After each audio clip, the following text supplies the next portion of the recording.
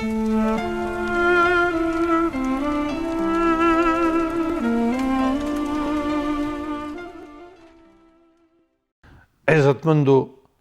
باوقاره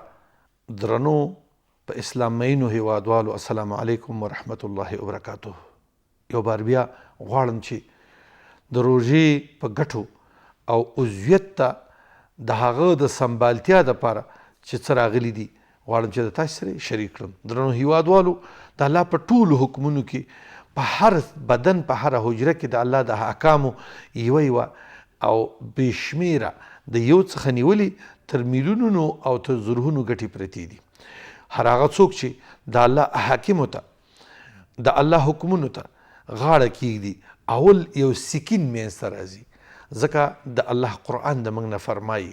الله قرآن د موږ نه غواړي او د الله احکام موږ ته دا بیان کړي دي چې څوک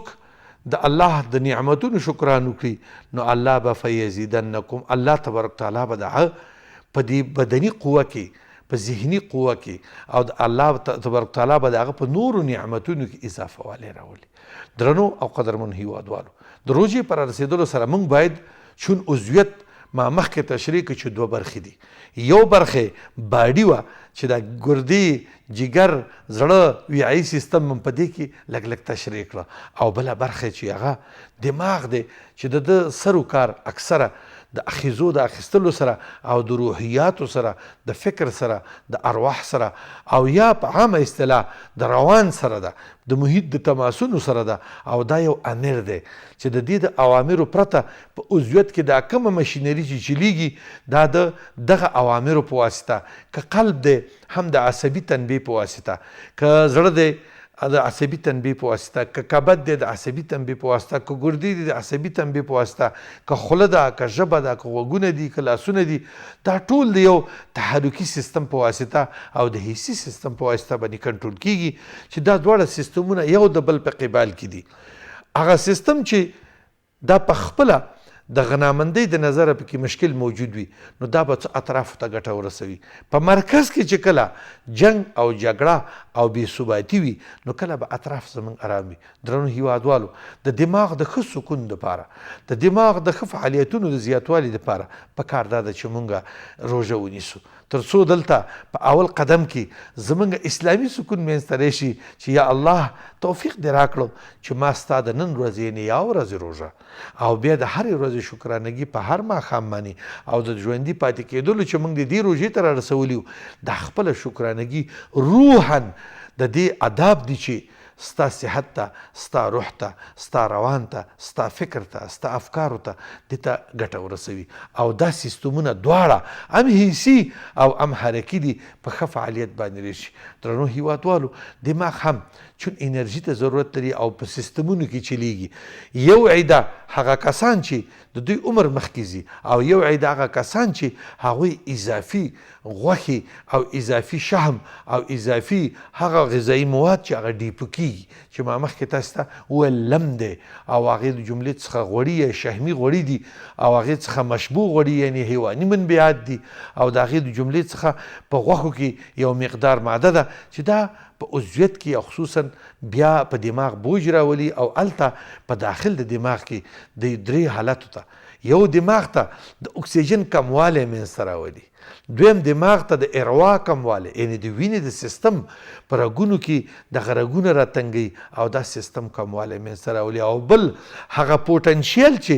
دغه دماغ پکې خپل هغه مربوطه مایع چې په دماغ کې پرته ده د دې د تبادلې دپاره، ځکه دماغ هم په یو معین پوټنشیل په یو معین بستر کې د موادو تبادلې ته ضرورت لري، ځکه دا تبادله او دا چارجونه په دوه قسمه باندې صورت نیسي، کله قلوي چارجونه اسیدي محیط ته او کله داخلي د حجراتو بیرونه بین الخلالي نسجونو ته.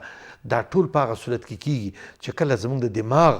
دغه د اروا سیستم د اکسیجن کموالی او زیاتوالی په معینه اندازه په معینو رګونو کې او د ښه منبهاتو په واسطه صورت ونیسي. درنو هیوادوالو، لکه څنګه چې موږ او تاسې د الله په یو بل عبادت کې چې هغه لمونځ دی، دا طبابت اوس ثابته کړې ده چې کله انسان ته فکر خرابوالی او قهر او یا غصه او یا تنګسه پیدا کیږي، زموږ د رسول اکرم صلی الله علیه وسلم زمونږ د محمد رسول الله او د طبابت د ډګر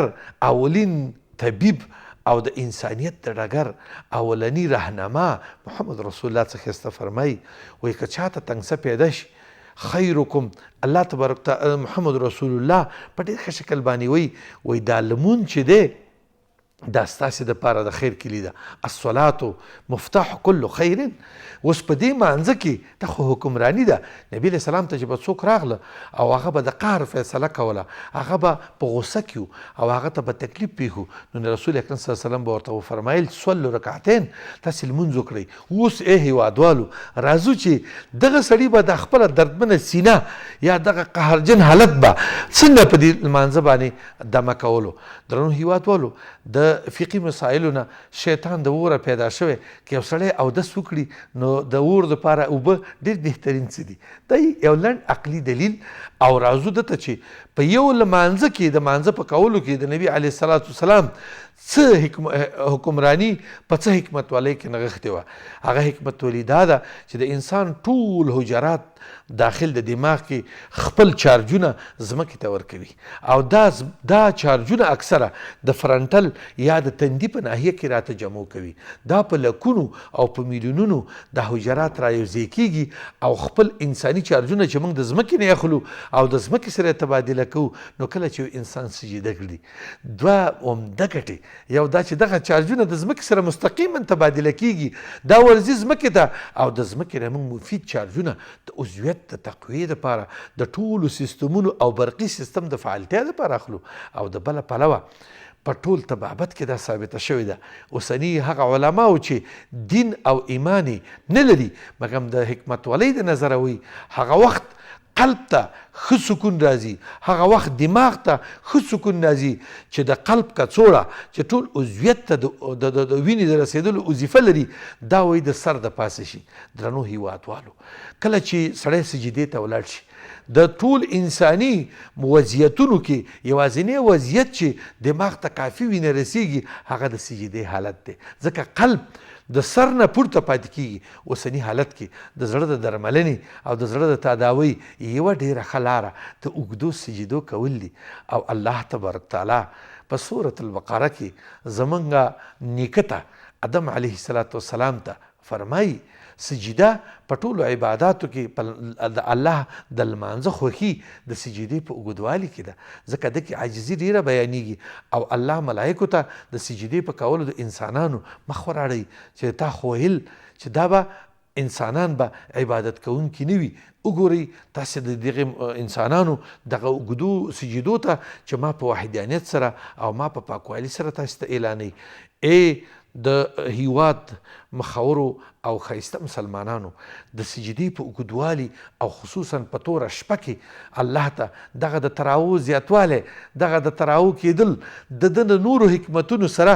حکمرانی خو منلي چې دا سنت دي ولې د حکمت ولۍ ډېرې دي که وخت تقاضا وکړه، خو ما یو د سجدې چې په تراو کې سجدې زیاتیږي نو د دغې یوه حکمت ولي دا ده چې انسان په کافي اندازه باید د خپل دماغ هغه چارجونه چې زموږ عضویت د هغې نه استفاده کړي او هغه باید د ځمکې سره تبادله شي. نو دا د ځمکې سره تبادله کیږي. کله چې دا تبادله شي د ځمکې نه پاک او ښایسته چارجونه راځي او تفکر او دغه سیستم چې دې ته موږ حسي او حرکي سیستم یو دا شایسته او ښکلی د عضویت د ټولو اوامرو دپاره تابع راځي. کله چې دا سیستم د پاسه نه د اکسیجن د کموالي سره مخامخ شي، د بیلانس د خرابوالي سره مخامخ شي او یا د عضویت د نورو موادو د اضافي ذخیرو او ډیپوګانو سره چې په دماغ کې هم د دې ذخایر منځته راځي او یا د نورې د اروا د کموالي په یو ساحه کې منځته راځي، د همغه سیستم د همغه ځای د وضعیت مطابق د عضویت په یوه برخه کې کمبودات پیښیږي. عضویت ته په ټولو اندازه باندې دغه اساکر چې د اعصابو په نامه یادیږي دا توضیح شوي دي. که د یو انسان لاس غځیږي دا امر د مرکز نه دی، خو کله چې اور ته موږ نږدې کوو او بېرته راټولیږي دا امر د مرکز نه دی چې احساس ته ده کوي چې ستا لاس سوځي. د بدن په ټولو دردونو کې عصبي او حرکي سیستم دواړه فعالیږي تر څو عضویت ته دفاع جوړه کړي، تر څو عضویت د بدبختیو نه رابچ کړي. ځکه د عضویت دفاعي سیستمونه لکه څنګه چې د لاس په ټولېدو په هغه کې ما یو مثال درکړه د خونریزۍ په سیستم کې یو مثال در کوم. یو انسان دی مجروح کیږي، جرحه پیدا کیږي، ټکر کوي، مرمۍ خوري، بم الوزي، غره ته ځي، لرګي دي او یو بل څه. دا پرته د نه چې هلته یو طبیب وي د ده سره مرسته وکړي د خونریزۍ په اولو کې په قلیله او کمه اندازه چې خونریزي پېښېږي عضویت د هغې په قبال کې معاوضتي سیستمونه نه کار اخلي، جالونه ورلیږي او هغه ساحه چې واضح شوې ده هغه پې بندوي. وروسته بیا د هغې دپاره سریش ورلیږي د پوکڼیو په شکل باندې او هغه جالونه پې تقویه کوي تر څو د عضویت چې دا مثال موږ په حیواناتو کې چې په ځنګلونو کې دوی زخمین کېږي دغه سیستم د حیواناتو په بدن کې لږ څه به متغیر وي د پتالوژي د نظره او یا د پاتوجینیس د نظره، ولی نور همدا سیستم دی چې په هغې کې فعالیږي. د دې سیستمونو فعالېدل دې ته خبرتیا دا ټوله په عصبي سیستم پورې تعلق لري. که چېرته موږ خدای نخواسته د دغه الله ایو احکام ادا نه کړو او نارامه اوسیږو او د بله پلوه دغې ځایي ډیپوګان زموږ مزغو ته وخیږي نو زموږ به سبا ته په د ټولنه کې د ګرځېدو په محل باندې به زموږ په عضویت کې تغیرات وي. زموږ راکړه ورکړه، زموږ د ژبې ګټې، وتعاونوا علی البر والتقوا او د خلکو ته د تقوا رسول، خلکو ته د پیغام رسول، خلکو سره نیکي کول، په دې کې به زموږ سرچپوالی راځي. موږ به په عوض د ده